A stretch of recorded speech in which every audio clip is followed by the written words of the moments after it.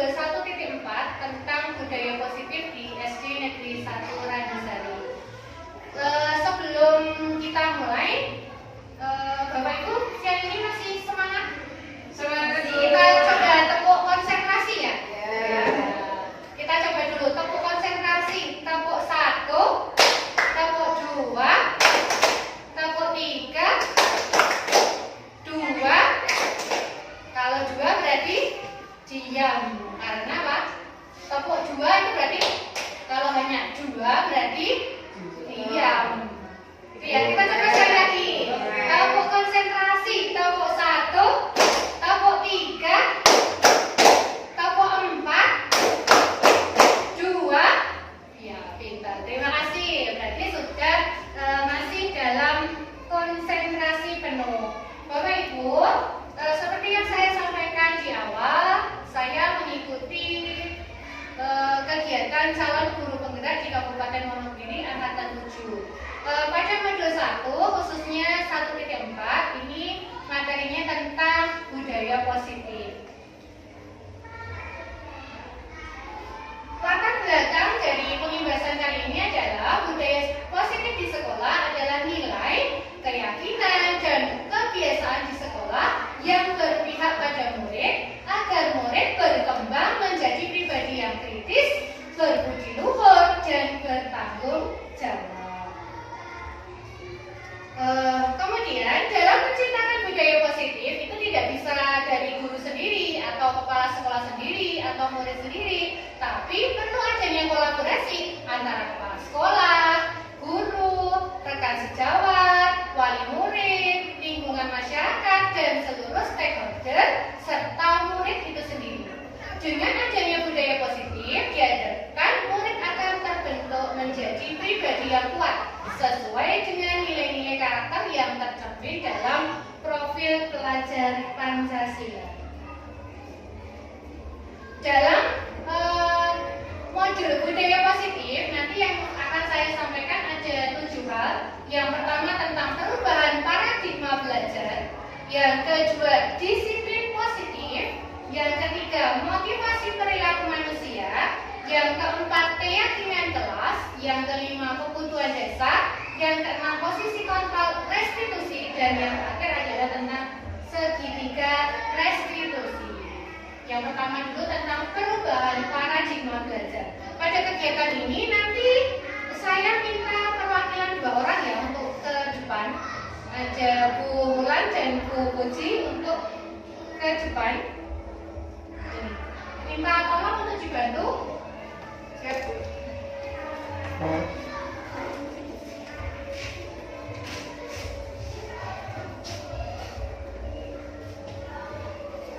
Bu Wulan minta tolong dituliskan ini ya. Ada secari kertas, tuliskan benda atau sesuatu yang sangat berharga yang Anda punya apa? Tuliskan. Benda atau sesuatu yang sangat berharga.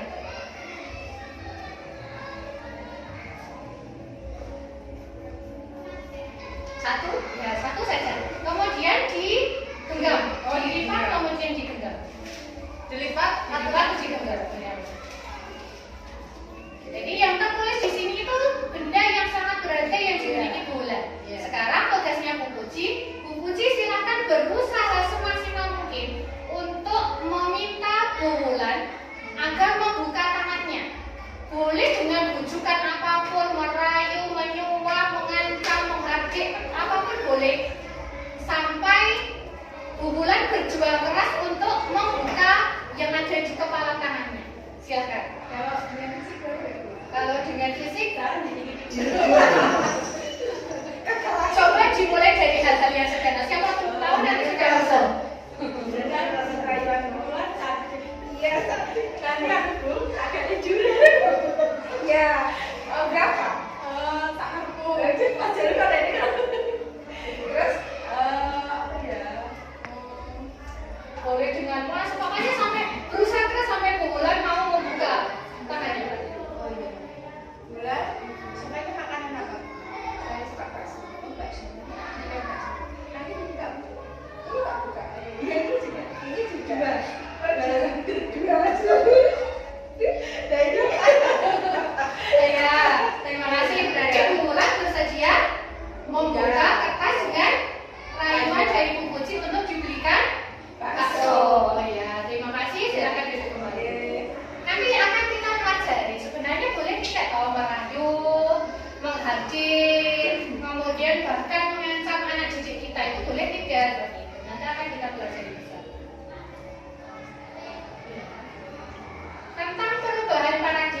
dalam kegiatan ini sesungguhnya siapa yang memegang kendali atau kontrol untuk membuka menutup kepala tangan tadi? Siapa yang punya kendali? Bulan. Bulan ya. Berarti Bu Puji itu meskipun sekuat tenaga, kemudian dengan merayu, dengan menghardik, dengan bagaimanapun caranya, mungkin bahkan dipukul, diapakan ya. Tapi kalau Bu Bulan tidak mau membuka, dia tetap akan bertahan, bersikeras, tetap tidak mau membuka, gitu ya. Terus sebenarnya boleh tidak ketika kita meminta sesuatu dari anak didik kita dengan memberikan ancaman, dengan memberikan rayuan dan sebagainya, mau diberikan bakso, boleh atau tidak sebenarnya? Kita belajar bersama. Ini sebenarnya perubahan tentang paradigma teori kontrol atau teori pilihan atau yang disebut juga dengan namanya ilusi kontrol. Jadi ini sebenarnya yang tidak boleh ya. Jadi ilusi guru mengontrol murid. Pada dasarnya kita tidak dapat memaksa murid untuk berbuat sesuatu. Kita tidak boleh. Jikalau murid tersebut memilih untuk tidak melakukannya. Jadi tidak boleh. Kalau memang tidak mau, kita tidak boleh memaksa. Itu namanya ilusi guru mengontrol murid. Yang kedua, ilusi bahwa kritik membuat orang merasa bersalah dapat menguatkan karakter.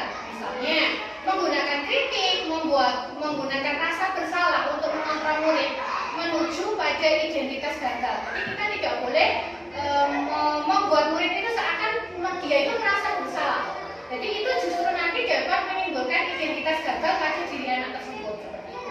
Mereka jadi akan belajar untuk merasa buruk tentang diri mereka sendiri.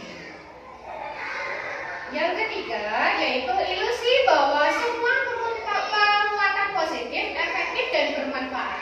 Penguatan positif itu nama lainnya apa? Bujukan, membujuk. Tadi seperti Bu Uji membujuk Bulan untuk diberikan bakso kalau mau membuka kepala tangannya. Nah, penguatan positif atau bujukan tadi dalam jangka waktu tertentu kemungkinan murid tersebut akan menyadarinya dan akan mencoba untuk mengelola bujukan lagi. Jadi mungkin 1 kali, 2 kali, 3 kali berhasil, tapi belum tentu selamanya dengan bujukan itu akan berhasil. Gitu ya. Yang berikutnya bahwa ilusi bahwa orang dewasa memiliki hak untuk memaksa. Karena orang dewasa ibaratnya guru itu kan mempunyai tanggung jawab. Jadi ibaratnya dia itu saya punya hak untuk memaksa karena saya lebih dewasa, karena saya seorang guru. Nah, karena memaksa itu tidak akan efektif untuk jangka waktu yang panjang dan sebuah hubungan permusuhan justru nanti akan terbentuk. Yang berikutnya, lalu bagaimana seseorang bisa berubah dari paradigma stimulus respon kepada pendekatan teori kontrol? Di sini Bapak Ibu, seperti tadi ya, stimulus respon. Kita mencoba mengubah orang agar berpandangan sama seperti kita. Padahal setiap orang itu mempunyai pandangan masing-masing. Kalau stimulus respon itu berusaha biar orang lain itu pandangannya seperti kita. Itu tidak baik. Yang benar itu apa? Yang benar adalah sesuai dengan teori kontrol atau pilihan. Kita berusaha memahami pandangan orang lain tentang dunia. Dan yang kedua, perilaku buruk dilihat sebagai suatu kesalahan. Pokoknya hal yang buruk kan mesti salah. Kalau teori kontrol atau pilihan, semua perilaku memiliki tujuan. Yang ketiga, orang lain bisa mengontrol saya. Sedangkan untuk teori kontrol, hanya Anda yang bisa mengontrol diri Anda. Hanya saya yang bisa mengontrol diri saya. Jadi saya tidak peduli dengan bujukan dan lain sebagainya. Yang keempat, saya bisa mengontrol orang lain. Sedangkan teori kontrolnya, Anda tidak bisa mengontrol orang lain. Yang berikutnya, permasalahan ada pada saat bujukan gagal. Biasanya dapat merayu, lama-lama akan dipaksa. Ketika rayuan yang bujukannya gagal, biasanya lama-lama akan dipaksa. Itu tidak boleh. Yang benar adalah kita dengan kolaborasi, konsensus atau kesepakatan untuk menciptakan pilihan-pilihan baru.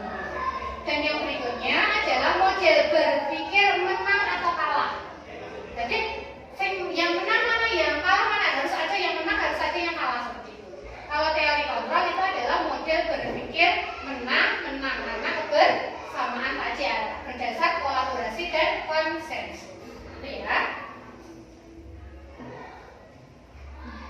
Selanjutnya yang kedua, kita akan belajar tentang disiplin positif. Disiplin berasal dari bahasa Latin disiplina yang artinya belajar.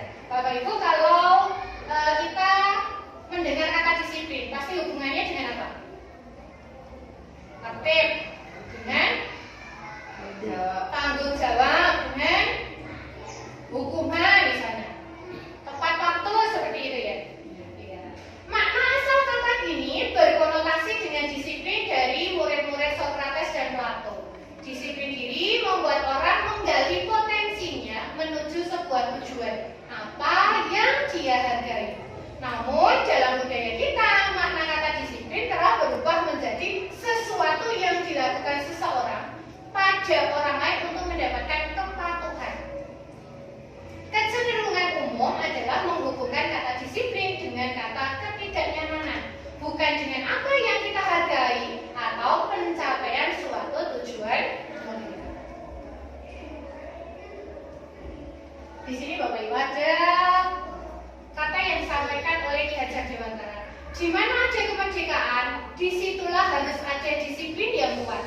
Sungguh pun disiplin itu bersifat self-disiplin, yaitu kita sendiri yang mewajibkan kita dengan sekeras-kerasnya.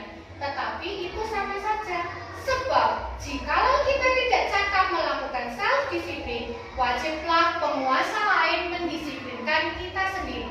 Dan peraturan demikian itulah yang harus ada di dalam suasana yang merdeka. Ini ada lagi.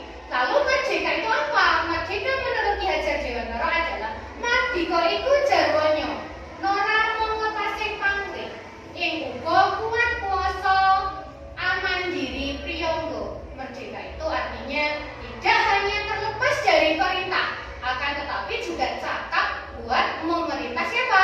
Diri sendiri.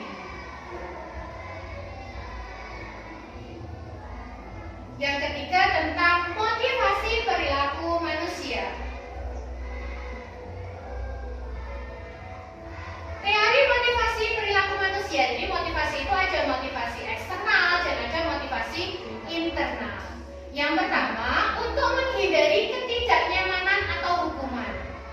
Misalnya ada pertanyaan, apa yang akan terjadi apabila saya tidak melakukannya? Berarti dia itu kan terdorong oleh orang lain. Berarti namanya motivasi eksternal.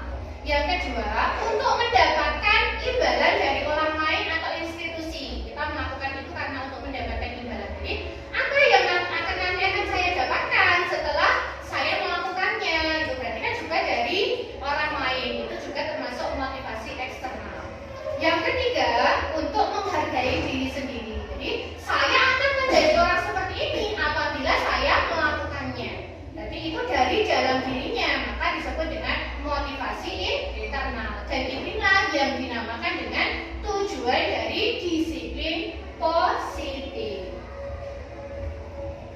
Lalu, bagaimana cara kita sebagai guru untuk menanamkan disiplin positif yang positif ini kepada murid-murid kita? Perhatikan Bapak Ibu, apakah Anda setuju dengan pernyataan ini? Yang pertama, hukuman dapat mendisiplinkan anak. Setuju atau tidak? Kurang. Ya, yang pertama Bulan menjawab kurang setuju. Kemudian yang kedua, pemberian hukuman dengan hal positif seperti membaca atau membersihkan halaman sekolah dapat meningkatkan disiplin anak? Bisa? Tiga, memberi penghargaan dapat meningkatkan motivasi belajar anak. Betul? Mungkin ada beberapa hal yang betul menurut kita ini ya. Tapi coba nanti akan kita pelajari tentang hukuman dan pemberian penghargaan. Apakah ini baik atau tidak? Kita pelajari bersama. Apa itu hukuman? Hukuman adalah suatu tindakan untuk membalas perbuatan yang salah. Kalau konsekuensi itu adalah akibat dari tindakan atau perbuatan yang pernah terjadi sebelumnya. Bisa baik ataupun buruk. Biasanya sudah disepakati bersama. ini Bapak Ibu bedanya. Perbedaan hukuman dan konsekuensi. Kalau hukuman itu sesuatu yang menyakitkan, harus terjadi. Namanya dihukum itu kan berarti tidak atas kereelaannya dia sendiri. Jadi ada sesuatu yang menyakitkan yang harus terjadi. Kalau konsekuensi itu memang sesuatu harus terjadi, belum tentu itu menyakitkan. Kalau hukuman yang kedua membuat anak sakit fisik maupun hatinya untuk jangka waktu yang lama. Kalau konsekuensi membuat anak merasa tidak nyaman tapi dalam waktu yang pendek. Dan yang ketiga, anak membenci kedisiplinan karena hukum itu, karena hukuman jadi anak-anak membenci kedisiplinan. Yang konsekuensi anak-anak bisa menghargai kedisiplinan. Lanjut, berikutnya kalau hukuman itu kan berupa paksaan, tapi kalau konsekuensi berupa stimulus atau tanggapan. Berikutnya, kalau hukuman mendorong anak untuk menyakiti diri sendiri, kalau konsekuensi mendorong anak agar mudah menyesuaikan sendiri. Kemudian berikutnya, hukuman konsep diri yang buruk, sedangkan konsekuensi konsep diri yang baik. Yang berikutnya, hukuman anak belajar untuk menyembunyikan kesalahan. Kalau konsekuensi anak belajar untuk mematuhi peraturan. Dan hukuman yang terakhir cirinya adalah marah, rasa bersalah, dipermalukan, merasa tidak dihargai. Tapi kalau konsekuensi kehilangan hak, dibuat tidak nyaman, diasingkan untuk sementara atau tempo. Lalu apabila kita mengalami kendala atau permasalahan di sekolah, itu yang pas yang diterapkan yang mana? Yang hukuman, yang konsekuensi atau yang mana? Konsekuensi. Nanti ada satu lagi selain konsekuensi, jadi keduanya ini bukan pilihan, tapi ada satu lagi pilihan yang nantinya baik kita diterapkan untuk mengatasi permasalahan dengan anak. Kalau ini dulu kita coba. Yang pertama, mencatat 100 kali di dalam buku kalimat saya tidak akan terlambat lagi karena anak tersebut terlambat ke sekolah. Ini hukuman atau konsekuensi? Hukuman atau konsekuensi? Apa? Hukuman, betul. Dua, lari mengelilingi lapangan basket 2 kali karena terlambat hadir di sekolah. Hukuman. Tiga, murid diminta untuk push up 15 kali karena tidak menggunakan masker ke sekolah. Hukuman. 4, menggantikan kertas tugas teman yang telah dicoret-coret. Konsekuensi. 5, membersihkan tumpahan air di meja tulis karena tersenggol pada saat belajar. Konsekuensi. 6, murid disuruh untuk mengenakan sepatu seharian di sekolah karena tidak mengenakan sepatu hitam. Konsekuensi atau hukuman? Seharian. Oh, hukuman. Apa? Seharian di sekolah. Seharian. Berarti Jadi masuk hukuman. 7, lari mengelilingi lapangan basket 2 kali karena terlambat 10 menit. Hukuman juga. Berikutnya, dari solusi tadi ada satu istilah lagi yang namanya itu restitusi. Jadi ada tadi hukuman, ada konsekuensi, satu lagi ini adalah namanya restitusi. Apa itu restitusi?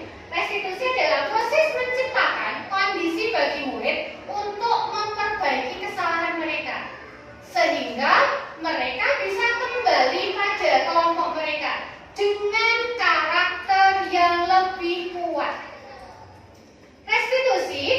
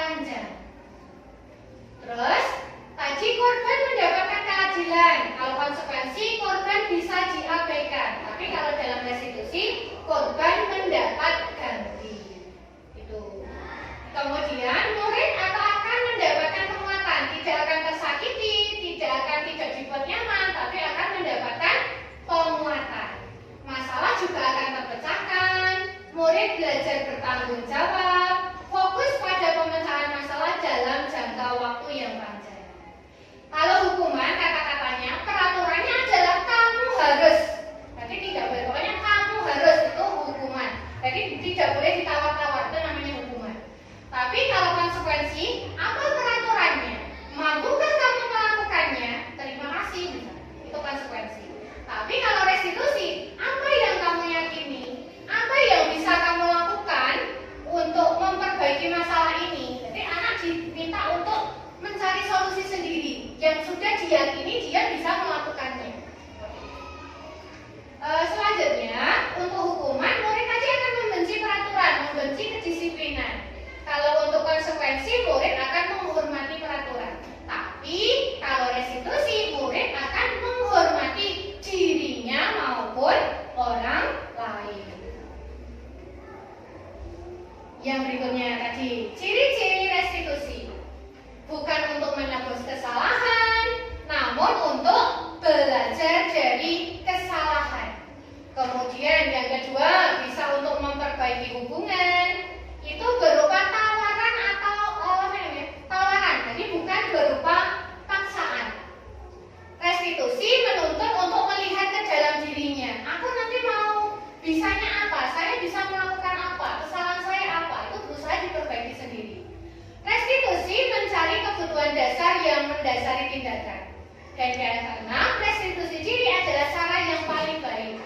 Fokus pada karakter, bukan pada tindakan. Dan fokus pada solusi. Mengembalikan murid yang berbuat salah pada kelompoknya.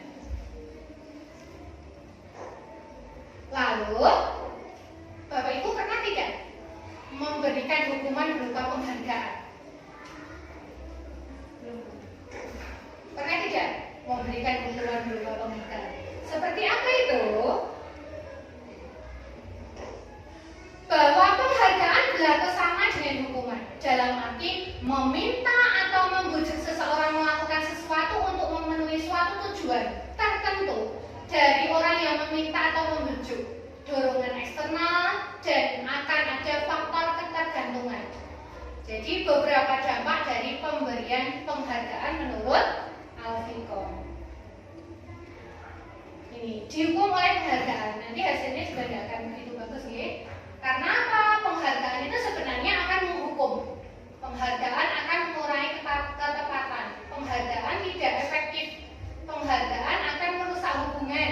Penghargaan akan menurunkan kualitas. Penghargaan akan mematikan kreativitas dan penghargaan mengurangi motivasi intrinsik. Salah satunya seperti yang kemarin dibahas tentang apa? Pemberian ranking di rapor.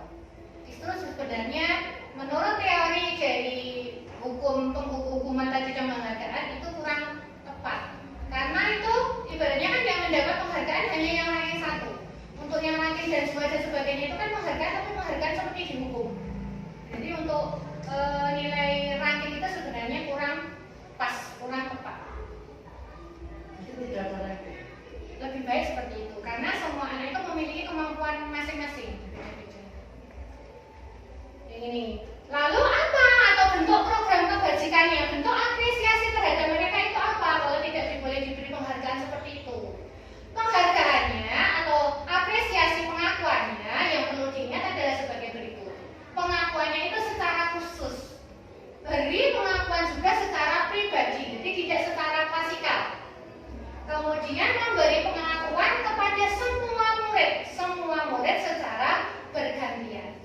Dan yang ketiga, beri pengakuan secara konsisten. Ini tidak hanya pada waktu-waktu tertentu atau di akhir semester saja seperti itu. Yang berikutnya adalah fokus pada proses, jadi bukan dari hasil rankingnya tersebut. Yang berikutnya adalah tentang keyakinan kelas. Keyakinan kelas sudah tidak asing lagi nih Pak Bu. Kalau di kelas-kelas kita biasanya ada yang namanya apa? Keyakinan kelas atau peraturan kelas? Kesepakatan kelas. Kita pelajari bersama.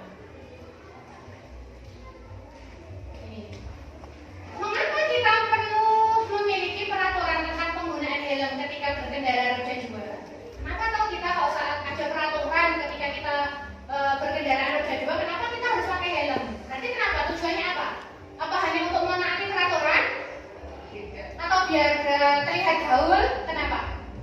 Selamat Karena tujuannya untuk keselamatan diri. Lalu, mengapa kita diwajibkan menggunakan masker atau mencuci tangan saat ada COVID kemarin? Kenapa? untuk menjaga kesehatan. Iya, untuk menjaga keselamatan dan kesehatan. Nah, mengapa keyakinan kelas? Mengapa kok tidak pakai peraturan kelas? Jadi bahasanya berbeda nih, bukan peraturan kelas tapi keyakinan kelas. Nilai-nilai keselamatan atau kesehatan inilah yang disebut sebagai suatu keyakinan, yaitu nilai kebajikan universal yang disepakati secara tersirat maupun tersurat yang ditetapkan di suatu kelas atau sekolah. Keyakinan kelas atau kesepakatan kelas ini diterapkan untuk mendukung penerapan disiplin positif di sekolah. Contohnya seperti ini. Kalau peraturan, selalu kembalikan buku ke tempatnya, itu peraturan. Tapi kalau keyakinan kelas istilahnya apa? Diganti apa? Tanggung jawab disiplin.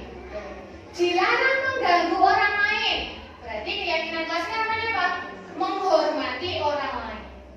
Yang ketiga, hadir di sekolah 15 menit sebelum pembelajaran dimulai. Keyakinan kelasnya menghormati orang lain, berkomitmen. Yang keempat, dilarang melakukan kekerasan. Keyakinan kelasnya keselamatan, menghormati orang lain. Yang kelima, dilarang menggunakan narkoba. Kesehatan, keselamatan. Yang keenam, bergantian atau menunggu giliran. Keyakinan kelasnya menghormati orang lain, bersabar. Gunakan masker. Keyakinan kelasnya kesehatan, keselamatan. Peraturannya, jangan berlari di kelas atau koridor. Keyakinan kelasnya disebut dengan keselamatan dan keamanan. Sekarang berikutnya yang kelima yaitu tentang kebutuhan dasar manusia. Kebutuhan dasar manusia itu ada 5 Bapak Ibu. Ada survival, ada belonging, ada power, fun, ada freedom. Survival itu apa survival? Kemampuan untuk bertahan hidup. Ya, kalau power, kekuatan. Kalau freedom, kebebasan, fun, kesenangan, belonging, Kasih sayang. iya, kasih sayang. Sebenarnya apa itu? Kebutuhan bertahan hidup atau survival. Itu terdiri atas kebutuhan yang bersifat fisiologis untuk mempertahankan hidup. Misalnya apa? Ada kesehatan, rumah, makanan, dan kebutuhan biologis. Sebagian dari proses reproduksi itu juga termasuk dari kebutuhan bertahan hidup. Yang berikutnya tadi adalah tentang belonging atau kasih sayang dan rasa diterima. Itu meliputi kebutuhan akan hubungan koneksi sosial, kebutuhan untuk memberi dan menerima kasih sayang, dan kebutuhan untuk merasa menjadi bagian dari suatu kelompok. Yang berikutnya, power. Power itu bukan kekuatan, tapi tepatnya adalah penguasaan. Kekuatan untuk mencapai sesuatu, menjadi kompeten, menjadi terampil, diakui atas prestasinya dan keterampilan kita, didengarkan, dan memiliki harga diri. Itu adalah penguasaan. Yang berikutnya adalah kebebasan atau freedom. Kebutuhan akan kemandirian, otonomi, memiliki pilihan, dan mampu mengendalikan arah hidup seseorang.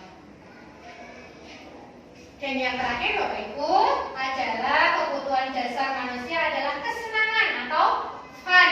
Kebutuhan untuk mencari kesenangan, bermain, dan tertawa. Itu adalah identik dengan anak didik kita yang usia sekolah dasar. Karena usia mereka bebas, pengen bebas, suka bermain, suka bergerak, suka lari-lari, seperti itu.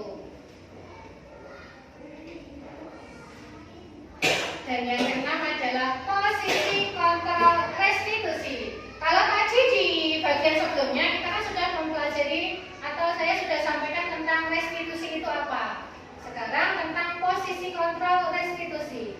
Jadi Bapak Ibu, posisi kontrol restitusi itu ada berbagai macam. Jadi saat kita sebagai guru, saat menyelesaikan masalah, itu ada beberapa tindakan-tindakan yang kita lakukan. Dari beberapa ciri-ciri tindakan yang kita lakukan, itu kita istilahnya ada beberapa. Ada penghukum, ada sebagai teman, ada sebagai manajer, dan lain sebagainya. Lalu yang pertama, apa itu maksudnya? Guru itu sebagai penghukum. Guru sebagai penghukum itu maksudnya kita bisa menggunakan hukuman fisik maupun verbal. Jadi orang-orang yang menjalankan posisi penghukum itu selalu mengatakan bahwa sekolah memerlukan suatu sistem atau alat yang dapat menekan murid-muridnya lebih dalam lagi. Guru-guru yang menerapkan posisi penghukum itu dia akan berkata, patuhi aturan saya atau awas, misalnya ada ancaman-ancaman. Kamu selalu saja salah. Pasti selalu kamu yang terakhir selesai. Guru seperti ini senantiasa percaya hanya ada satu cara agar pembelajaran berhasil, yaitu dengan cara dia. Ini disebut dengan karakternya dia sebagai penghukum. Yang berikutnya, ada pembuat rasa bersalah. Ini beda-beda ya karakternya. Pada posisi ini biasanya guru akan bersuara lebih lembut. Pembuat rasa bersalah akan menggunakan keheningan yang membuat orang lain merasa tidak nyaman, merasa bersalah atau rendah diri. Kata-kata yang keluar dengan lembut, misalnya, Ibu sangat kecewa sekali dengan kamu. Berapa kali Bapak harus memberitahuku ya? Gimana coba kalau orang tuamu tahu kamu berbuat begini? Nah, di posisi ini, murid akan memiliki penilaian yang buruk tentang diri mereka. Murid merasa tidak berharga dan telah mengecewakan orang-orang yang disayanginya. Jadi ini disebut dengan pembuat rasa bersalah. Yang ketiga yaitu posisinya sebagai guru, sebagai teman. Guru pada posisi ini tidak akan menyakiti murid, namun akan tetap berupaya mengontrol murid melalui persuasi. Posisi teman pada guru bisa negatif ataupun positif. Positif di sini berupa hubungan baik yang terjalin antara guru dan murid. Guru di posisi teman menggunakan hubungan dan baik maupun juga bisa dengan humor untuk mempengaruhi seseorang. Misalnya, ayo bantulah demi Bapak ya. Ayo ingat tidak bantuan Bapak selama ini. Ini adalah contoh-contoh posisi guru sebagai teman. Yang keempat yaitu posisi guru sebagai pemantau. Kalau memantau itu kan berarti mengawasi. Pada saat kita mengawasi, kita bertanggung jawab atas perilaku orang-orang yang kita awasi. Posisi pemantau berdasarkan pada peraturan dan konsekuensi. Dengan menggunakan sanksi atau konsekuensi tadi, kita dapat memisahkan hubungan pribadi kita dengan murid. Sebagai seseorang yang menjalankan posisi pemantau, pertanyaan yang diajukan misalnya, peraturannya apa? Apa yang telah kamu lakukan? Sanksi atau konsekuensinya apa? Jadi dia memantau, mengawasi. Dan yang terakhir adalah posisi kontrol sebagai manajer. Manajer adalah posisi di mana guru berbuat sesuatu bersama dengan murid, mempersilahkan murid mempertanggungjawabkan perilakunya, mendukung murid agar dapat menemukan solusi atas permasalahannya sendiri. Seorang manajer telah memiliki keterampilan di posisi teman maupun di posisi pemantau.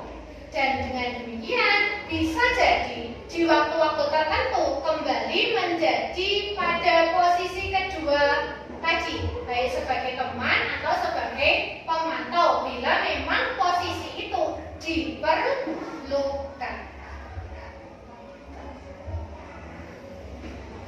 Ini ada banyak sekali. Kecil-kecil dia, zimat. Seperti Bapak Ibu. 5 posisi kontrol. Motivasinya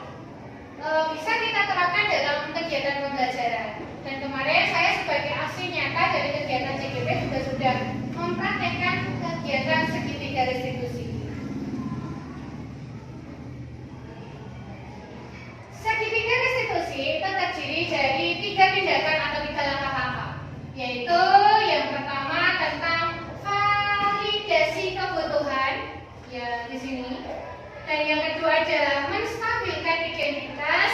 Yang ketiga adalah menanyakan keyakinan.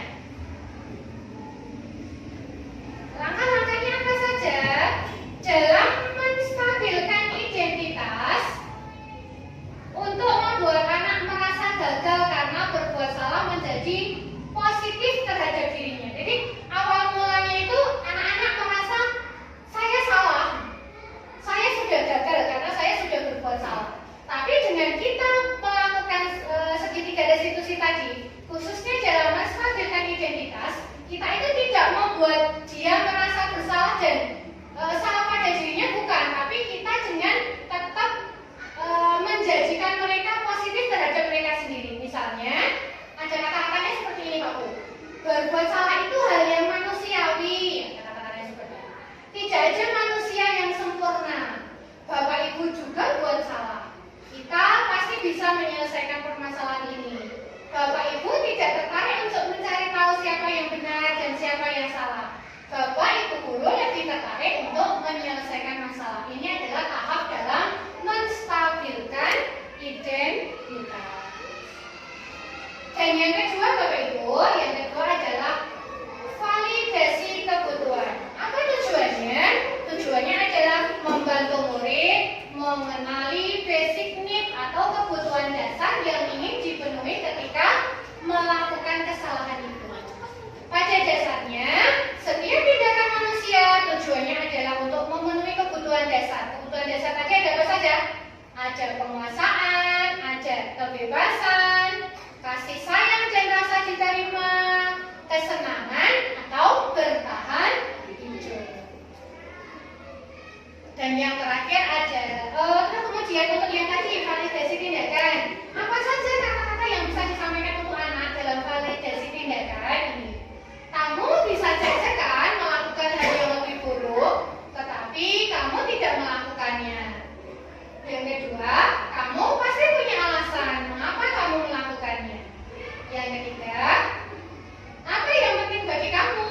Yang keempat, kamu boleh tetap berusaha menjaga sikap itu, tapi tambahkan sikap yang lain yang baru.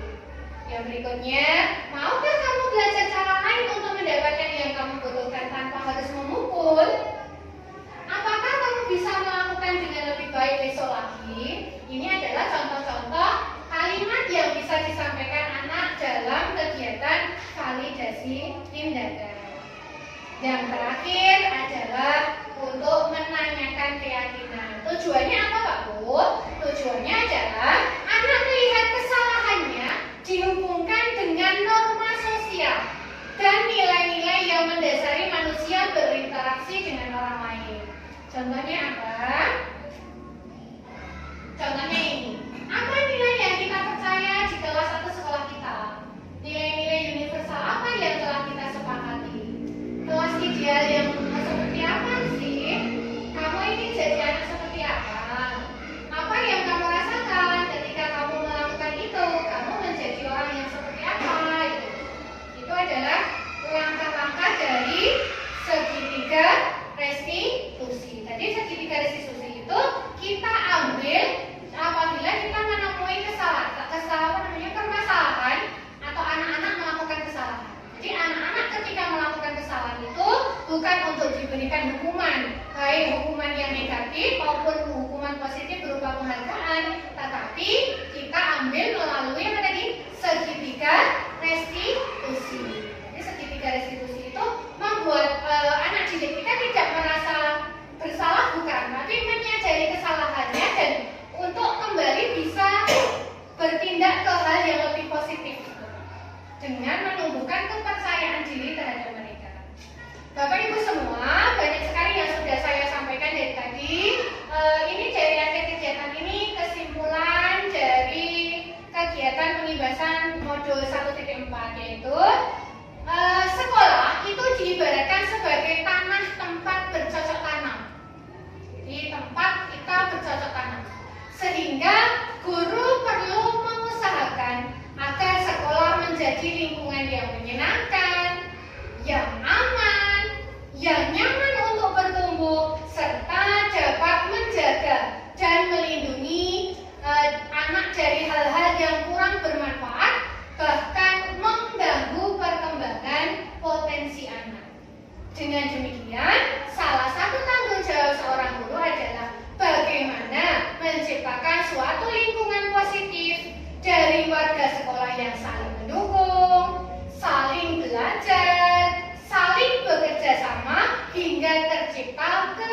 kebiasaan baik. Dari kebiasaan baik nanti akan tumbuh menjadi karakter-karakter baik dari warga sekolah, dan pada akhirnya karakter atau kebiasaan-kebiasaan baik tadi akan membentuk sebuah budaya positif yang sesuai dengan pendidikan Ki Hajar Dewantara, yaitu pendidikan yang berpihak kepada murid dan berprofil belajar Pancasila. Ada sedikit kata-kata dari Ki Hajar Dewantara. Seperti ini Pak. Kita ambil contoh perbandingannya dengan hidup tumbuh-tumbuhan seorang petani. Dalam hakikatnya sama kewajibannya dengan seorang pendidik. Yang menanam padi misalnya, hanya dapat menuntun tumbuhnya padi. Ia dapat memperbaiki kondisi tanahnya, memelihara tanaman padinya, memberikan pupuk dan air, membasmi ulat-ulat atau jamur yang mengganggu hidup tanaman pada tanaman tersebut, dan lain sebagainya. Itulah ibarat kata dari proses kita sebagai pendidik. Jadi banyak faktor. Jadi pendidik itu tugasnya adalah melayani, tugasnya adalah menuntun segala bentuk peserta didik dengan keunikan, dengan karakteristiknya masing-masing. Jadi mereka itu tidak boleh kita anggap sama, karena yang namanya benih, yang namanya bibit itu bermacam-macam. Dan kita harus menghormati dan menghargai. Demikian Bapak Ibu yang dapat kami sampaikan pada hari ini.